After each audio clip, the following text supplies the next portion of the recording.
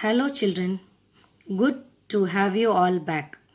Today we are going to see Geography, first chapter, India, size and location.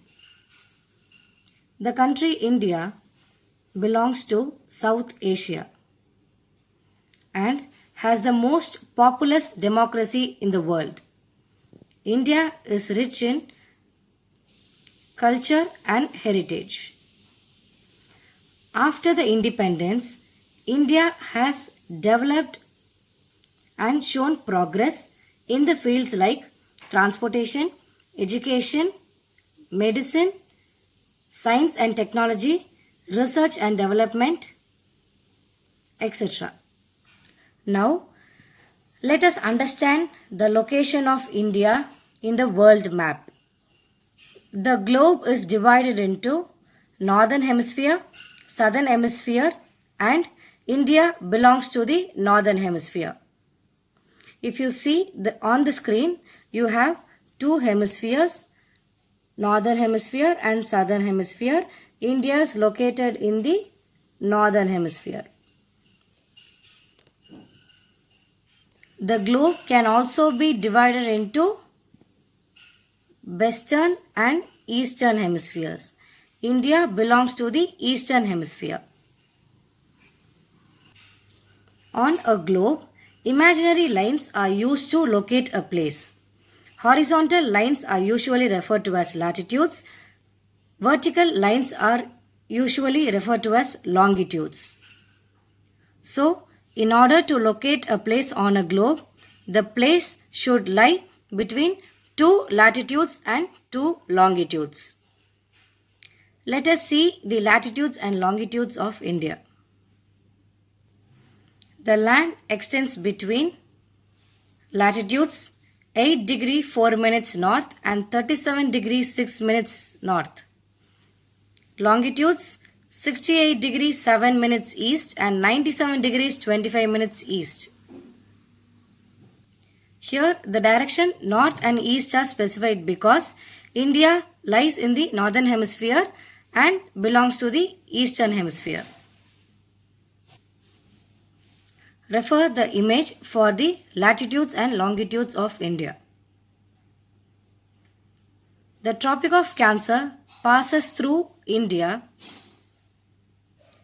at 23 degree 30 minutes north, thereby dividing India into two equal halves.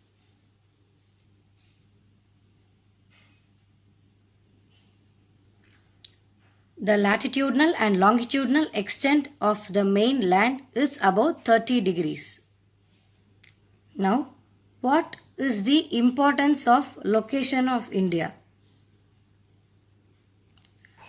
With respect to its location in the globe, India has long sea coast, fertile land.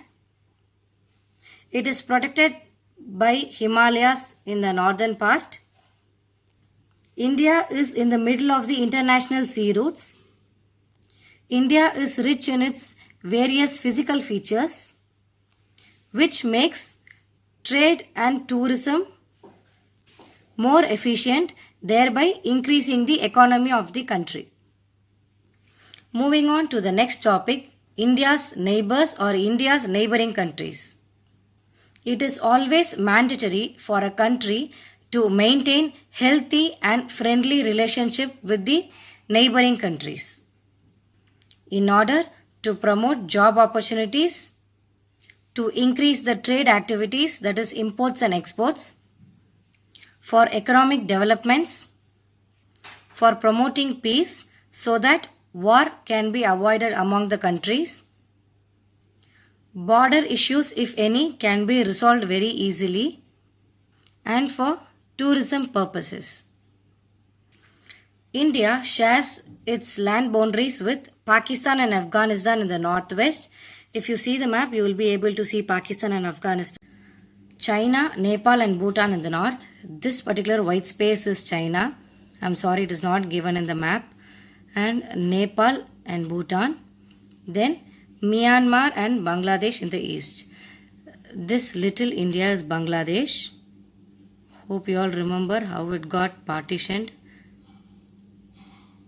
from India. Then this particular space is Myanmar.